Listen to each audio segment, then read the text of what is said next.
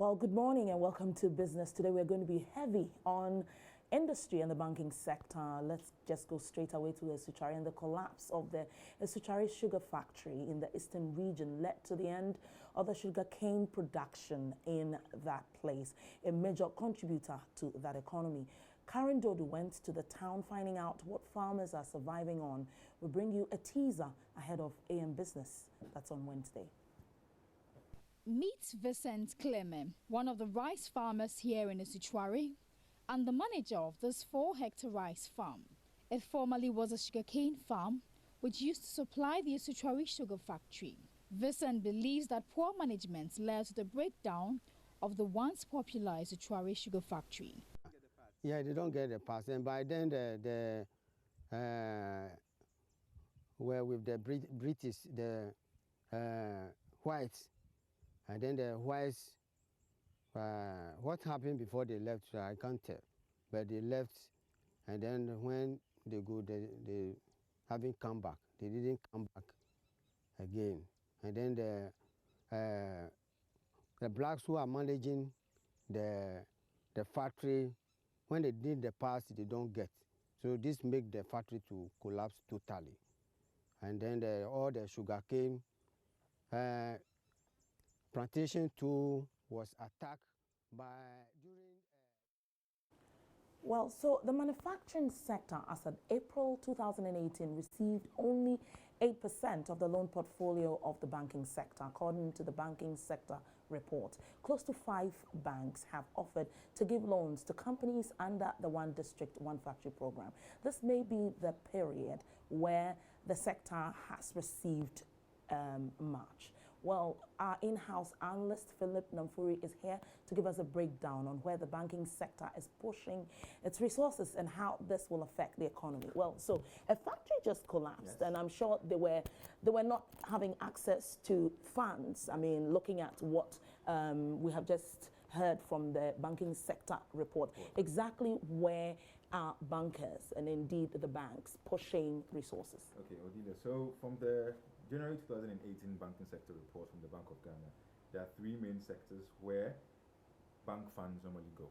And these are the commerce and finance sectors, the services sectors, and the construction sectors. And to surprise you to know that the sectors that get the least are the agriculture, forestry and fishing, mining and quarrying, and the manufacturing sector, which you just mentioned. That's right. Right. So if you look at it from the surface, you realize that yes, most of the funds are going there. Now the question is, why are the funds going there? Mm-hmm. And if you look at the way banking works in Ghana, the nature of our deposits are short-term. That's right. These industries, they need long-term funds. That's right. And that is where the problem comes from. These sectors normally, what I would call a quick fix. 1 year, 2 years, you're going to get your money back. If you go into manufacturing, agric, these areas are risky. You're going to need to commit some funds long term. And this is where the banking sector struggles. And it's not really a case of their fault or someone else's fault. It's the way the economy is structured. Would you say, I mean, with some literature that I have read over the weekend, you get to know that in the 60s, it was very clear what banks were doing. And so Barclays Bank, Standard Chartered, they started as British banks. Government set up GCBs purposely to target a certain market. That's local people that were looking for the opportunity to have access. Is it that liberalizing the banking sector has really not made us specialized, for which we cannot be able to really diversify when it comes to loans that are given? Okay, let me start off from here. Prior to 2004, when the Banking Sector Act was introduced, banking in Ghana, like you said, was categorized. Either you were a development bank, you were a merchant bank, or you're a commercial bank. Then they brought this universal banking license where banks are allowed to play in any space. So you know, sometimes they say ADB is supposed to be channeling into the agri sector only. But if you look at it, the way the things are going, and it's surprising to know that these very 3 sectors that I said the credit goes to accounted for the high non-performing loans in the sector. That's right. So it's and banking is a case of risk management or risk diversification.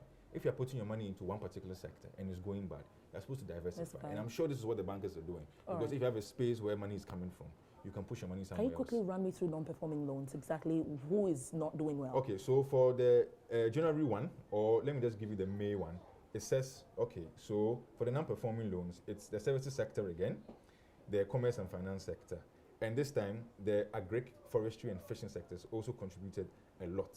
Remember, I said the money doesn't really go there, but at the same time, they contribute a lot in terms of 34.4% of non-performing loans. Wow.